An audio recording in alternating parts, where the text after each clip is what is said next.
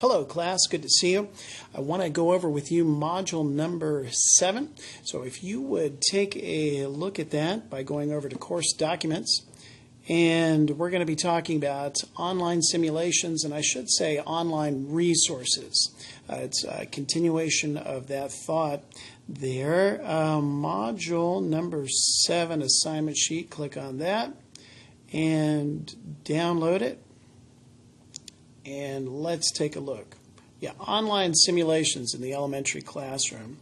Section 1, the engagement.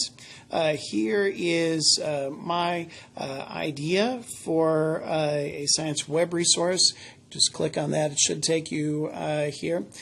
Free Tech for Teachers has all kinds of resources. Richard Byrne does a really neat job. He is a school teacher, but he still finds time, don't know how he keeps up with it, to find ways that teachers can continue to incorporate technology in the classroom. Check him out. He's one of my favorites. Let's take a look at after you've looked at my resource, what is your web resource? What is your resource that you would care to share with your colleagues as a teacher-to-teacher resource or with students as a student resource? Put that information here in the beige box and then answer some of these questions in 3 to 4 sentences, and you're basically talking about the web resource. Don't forget to put that information onto the discussion board here where it says resources.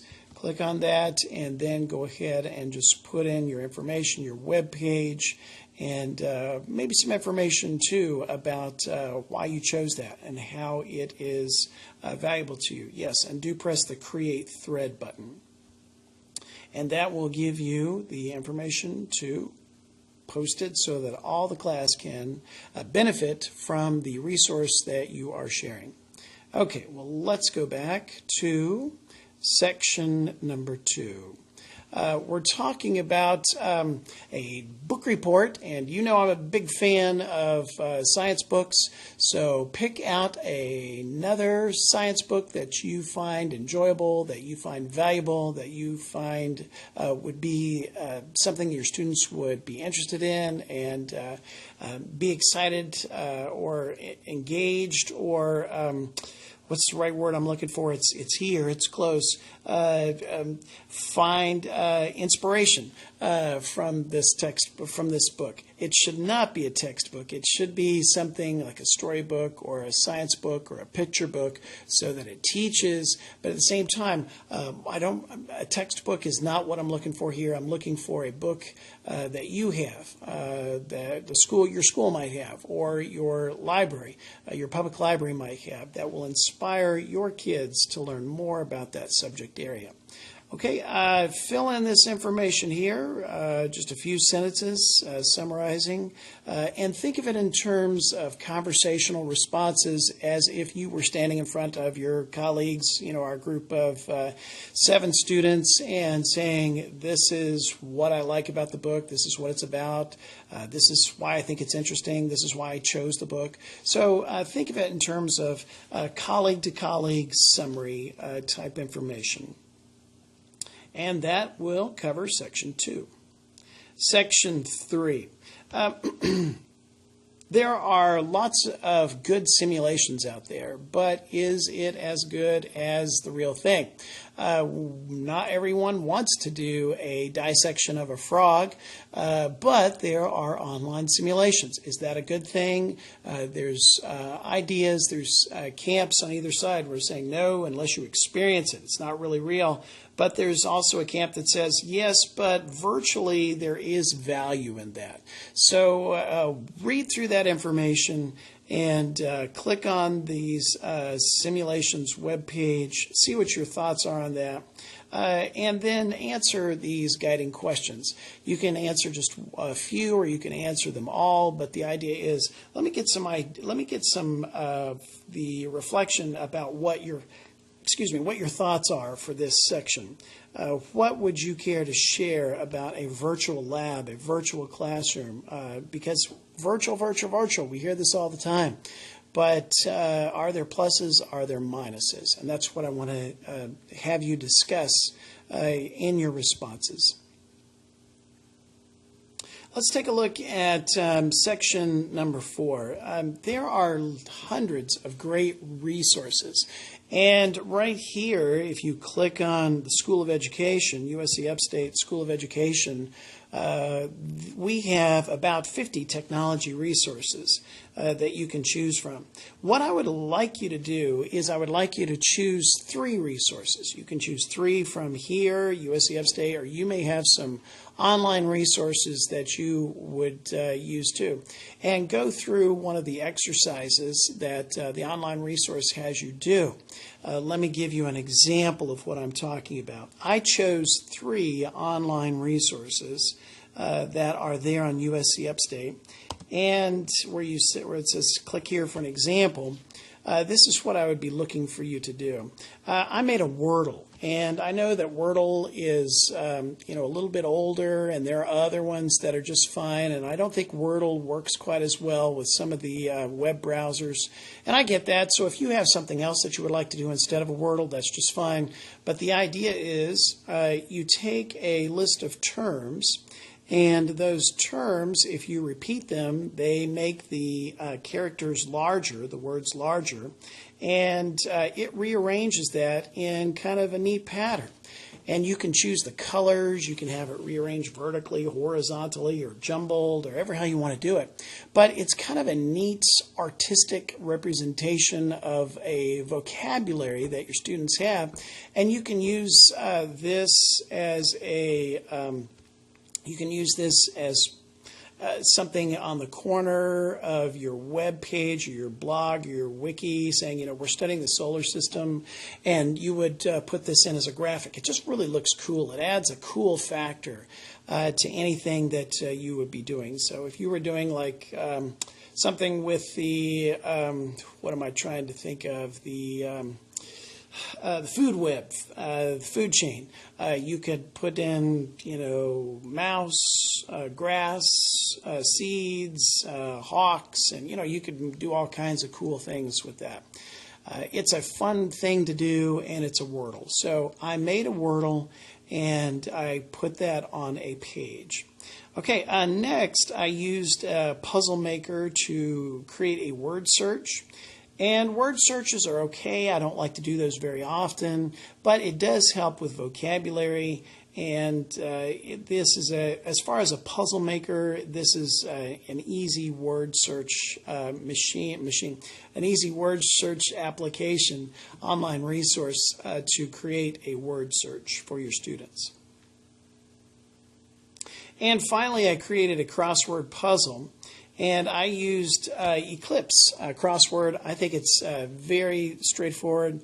You type in the definition, you type in the term, and then it creates its own crossword puzzle. So it creates the across, it creates the down, and you click the button, and it's clicked, it's made for you. So it's nice that because you can choose your own terms, you can choose your own definitions, and really I just copied that those terms and definitions online, and then I put that in and made a word search just out of it. So what I would like you to do is I'd like you to pick 3 online resources, and I would like you to put the information or put what you've done with those resources onto a page. Now this could be also a screenshot if you want to just do a screenshot and post that as a JPEG or any type of picture on module number 7. I will see it.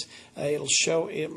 Blackboard allows for multiple posts, so you're welcome to just post the web pages or a picture, I should say, a screenshot of the web pages. That's fine. Or if you want to put it into a document, I put all 3 into a document, that's fine. You're welcome to do that too. I just kind of cut and pasted those things into a Word document, so I only had one thing that I had to upload rather than several things. So whatever's easiest for you, I promise I will go through your pictures, I'll go through your documents, and I'll be looking for the artifacts that you've done. So whatever's easiest for you, I will look through it and give you feedback on that. So pick 3. Again, Upstate has a bunch listed. You're welcome to use any 3 of those. You may have 3 of your favorite online, and every day there are dozens and dozens of new ones. So this is kind of a way to help get you going started with looking at the web resources that are available to you and use those. All right. Speaking of web resources, a great formative assessment is to have your students draw a cartoon. Draw it.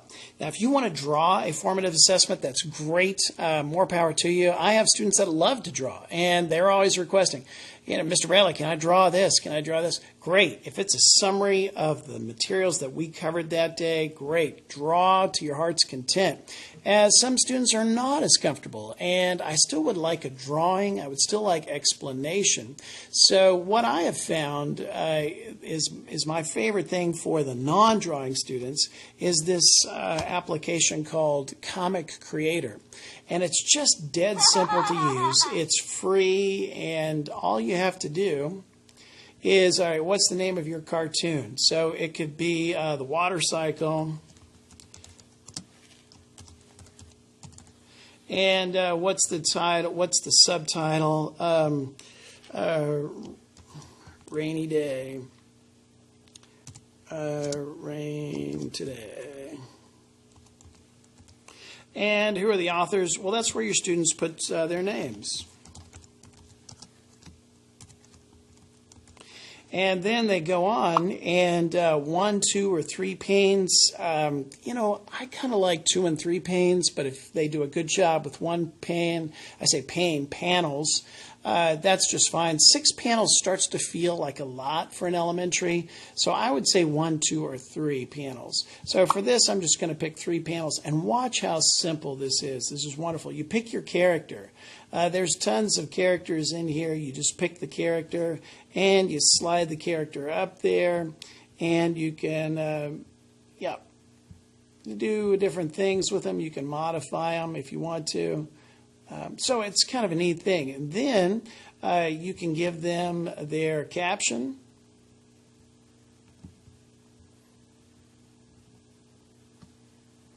And then finally the props.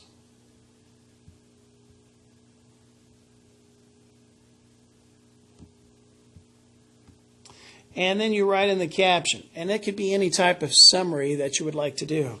Low pressure today makes me think it might rain. To the castle.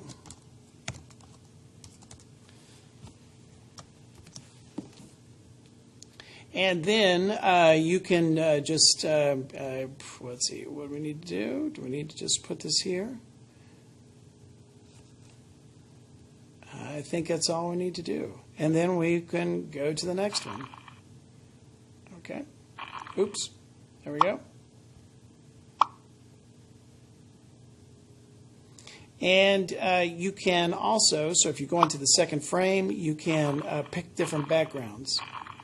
So a ton of fun, easy to do. You can do some screenshots from that, or you can, when you finish it, you can print it, or you can go and start a new one. So this is free, it's easy, it's quick. I like it because the students can just pick which ones they want to do, and then they're done. These are for your non-drawing students. Students who want to draw, have them color it. Have them do some cool things with their drawings. But the idea is to have your students make a drawing of the picture. So again, if you want to put this in as a JPEG, put that in here, or you want to save it separately, just do label it Section 5, so I'll know that this is your Section 5, that's your Section 5 submission. your comic submission. All right, you're done. Excuse me, if you want to do a science mystery, you can do that. Science mysteries are fun, they're easy, they're elementary, and these are things that you may want to have your students do yourself. If you do all 10, of course, you can skip either the final project or the final report. You will be given full credit for those. If you have some questions or comments or ways that you want to modify this lesson so that it better fits your needs, let me know. Send me that information. I'm happy to work with you. Hope you have a great day. Hope you enjoy module number 7.